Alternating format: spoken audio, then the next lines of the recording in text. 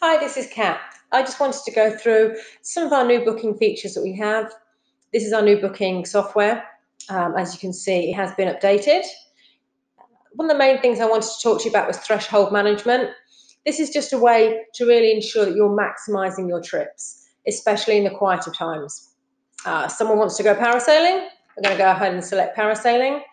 With our new consumer window, it's going to pop up with any restrictions that are relevant to this particular activity, just so that the customer has to acknowledge those before they go ahead and make any bookings.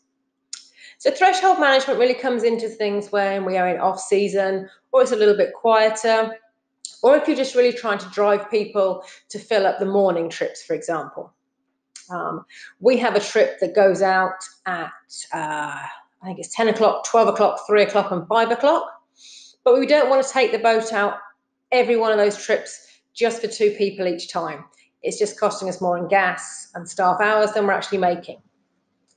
So we can actually go ahead and tell the system that we're only going to offer a morning time and an afternoon time up until the point we start booking up, and then when those trips start to book up, then we're going to fill in the spaces. So as a customer, I'm going to come along and tell you what day I want to go parasailing.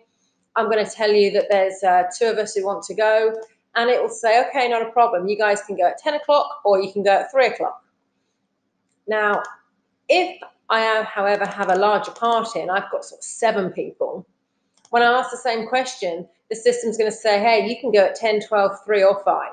Just because by the settings we put in here, we know that 7 people is worth taking the boat out, and we're more than happy to offer them many times.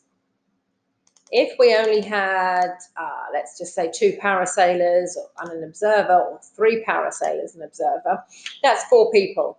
I've actually already set the threshold in here that I need 4 people in order to open up my extra trips. Therefore, here I am meeting that criteria.